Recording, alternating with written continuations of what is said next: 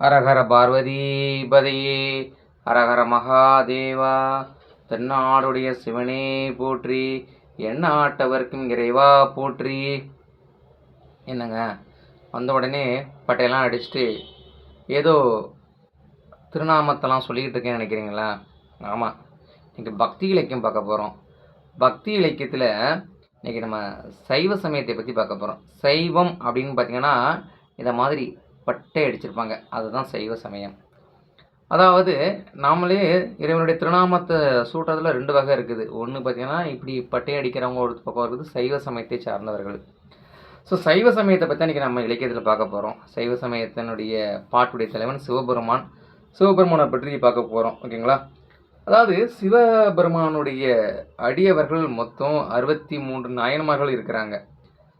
இந்த 63 நாயன்மார்கள் பாடின பாடல்களுடைய தொகுப்பு, அதாவது 12 திருமுறையாக தொகுத்துருக்குறாங்க. முதல்ல பார்க்க போகிறது 12 திருமுறை அப்படிங்கிறது என்னென்ன நூல்லாம் இருக்குன்னு பார்த்துடலாமா? 1, 2, 3. 1ஆம் திருமுறை, 2ஆம் திருமுறை, 3ஆம் திருமுறை பாடினது திருஞான சம்பந்தர். 3ஆம் திருமுறை 1, 2, 3 திருஞான சம்பந்தர் பாடியிருக்கிறாரு. தேவாரம் 4, 5, 6 யார் பாடியிருக்கிறாருன்னா அப்பர் சுவாமிகள், அதாவது திருநாவுக்கரசர் பாடியிருக்கிறாரு.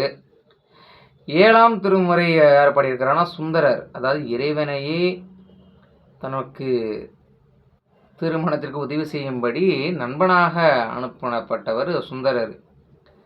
சுந்தரருக்கு பொண்ணு தேவை, எனக்கு அந்த பொண்ணு போய் நீ தூது போ அப்படின்னு அனுப்புனவர் யாருன்னா சுந்தரர் இறைவனையே அனுப்பியிருக்கிறாரு. அவர் பாடினது 7ஆம் திருமுறையில் அடங்கியிருக்கு. 8ஆம் திருமுறைங்கிறது பார்த்துருப்பீங்க, மாணிக்க வாசக பெருமான் பாடியிருக்கிறாரு. மாணிக்க வாசகர் திருவாசகம் எழுதியிருக்கிறாரு, திருக்கோவையார் எழுதியிருக்கிறாரு. இதெல்லாம் 8ஆம் திருமுறையாக தொகுக்கப்பட்டிருக்கு. 9ஆம் திருமுறை அப்படிங்கிறது பார்த்தீங்கன்னா திருமாளிகை தேவர் அப்படின்னு சொல்லக்கூடியவர் எழுதியிருக்கிறாரு. அது மட்டும் 9 பேருடைய தொகுப்பு திருப்பல்லாண்டுன்னு சொல்லுவாங்க. இந்த 9 பேருடைய பாடலுடைய தொகுப்பு 9ஆம் திருமுறையில் இருக்குது. 10ஆம் திருமுறை திருமூலர் எழுதினது, திருமூலர் திருமந்திரம். 11ஆம் திருமுறை அப்படின்னு பார்த்தீங்கன்னா திரு ஆலவாய் உடையார் உட்பட 12 பேர் எழுதியிருக்கிறாங்க. திரு ஆலவாய் உடையார் உட்பட 12 பேர் எழுதினது. 12ஆம் திருமுறை எழுதினது சேக்கிழார் பெருமான், அதாவது சேக்கிழார் பெரிய புராணம் அப்படிங்கிற நூல். இன்றைக்கி நம்ம பார்க்கக்கூடியது அந்த 63 நாயன்மார் யார்? 63 நாயன்மார்களுடைய வாழ்க்கையிலும் சிவபெருமான் செய்த அற்புதங்களே சொல்லியிருப்பாங்க.